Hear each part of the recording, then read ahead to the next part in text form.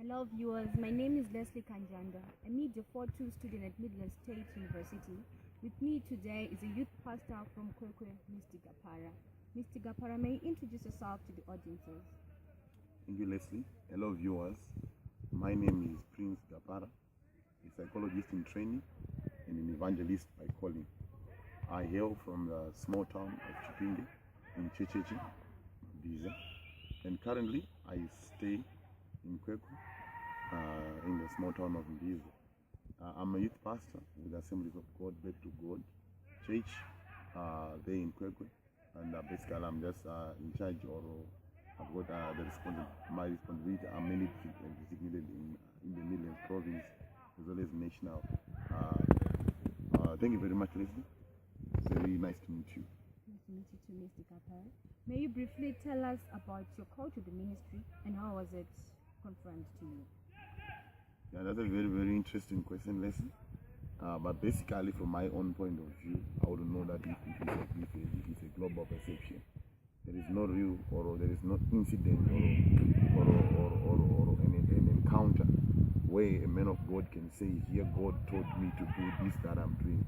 But I believe a calling, a genuine calling of a man of God is something that is surrounded by circumstances, situations. Basically, it can start from birth.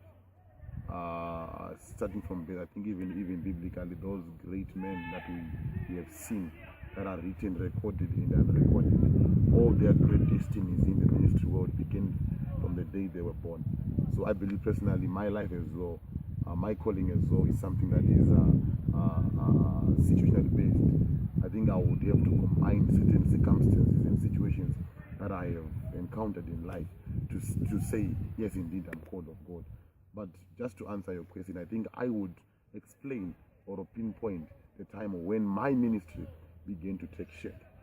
So my ministry began to take shape when I met my mentor, a man that has taught me much in ministry.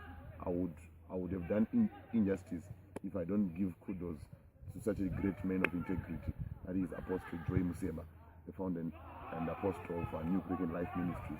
He's a man that taught me, he's a man that brought a bit of shape in my ministry and also impacted a lot in my life. So I think the day that I met him and the teaching that he gave me are the one that basically made my ministry to take shape. Okay, so what are your duties as a youth pastor? Thank you. My duties as a youth pastor, from the terminology, youth pastor, pastoring is something that is leading, shepherding. So my main responsibility for now is shepherding or pastoring the young people, the youth, overseeing their work, overseeing them spiritually, and in many other kind of things that are church based.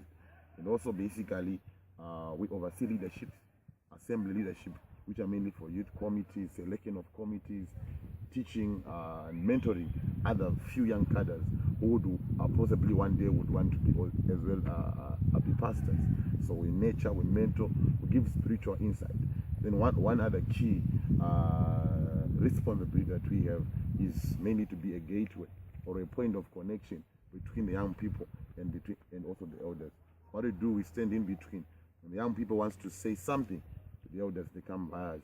And when the elders wants to say something, they also come by us. So we act as a point of communication, or as a point of contact between the young and the old.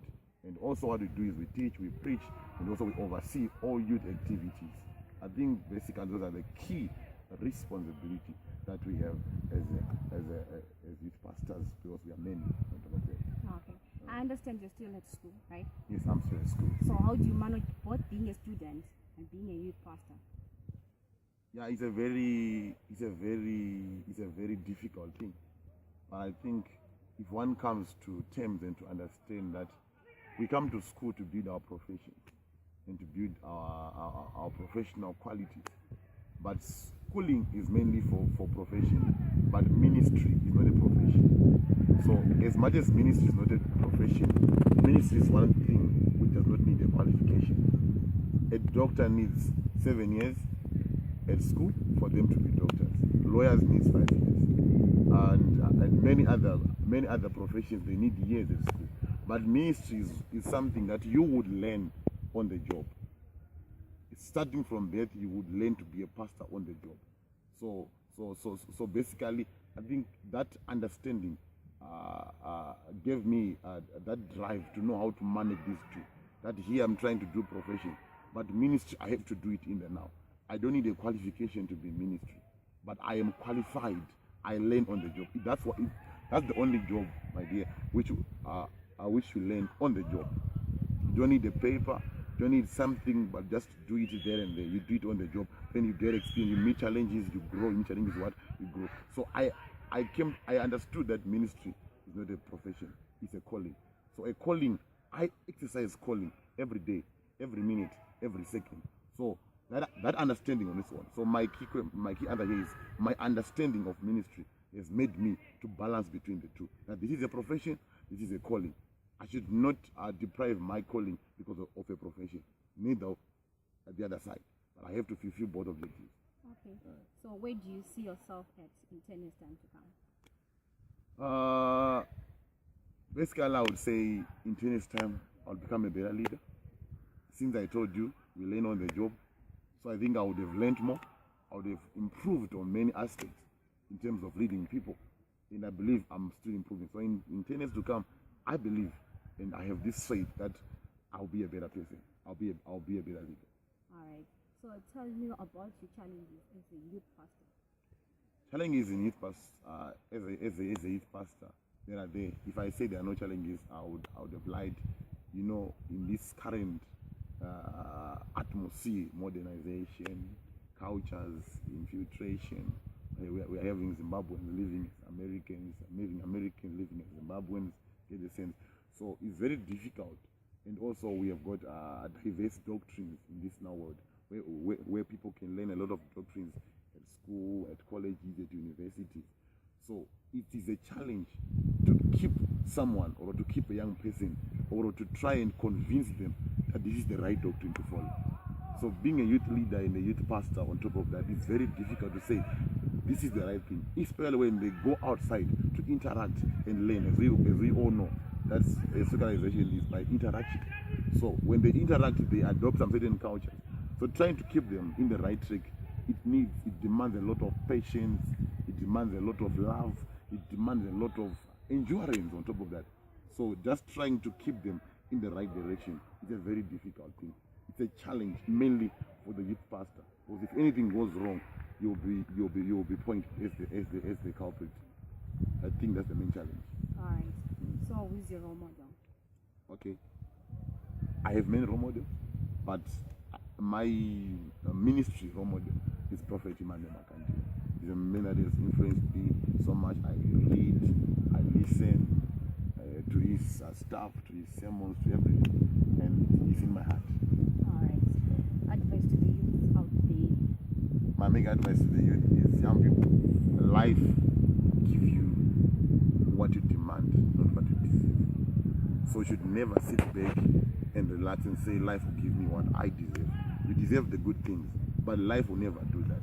The real thing that you can do to your life is to demand things. Don't just sit down. The Bible says life and death is in the power of our own tongue. So life itself knows that for it to be in you, your mouth has to do something. So I think we need to speak out. We need to demand. We need to confess with our mouth that we are this. We are good people. We are great people. We have got a great career. So you need to learn to exercise the authority. Our authority as human being is in our mouth. So I would pray and advise every young person to speak out, utter words in the street, utter words in prayer, utter words every moment. Just learn to speak good about yourself. Don't speak bad about yourself. As you speak, you are demanding. For life, give you what you demand, not what you deserve. Thank you for your time, Mr. Gapara. God bless you.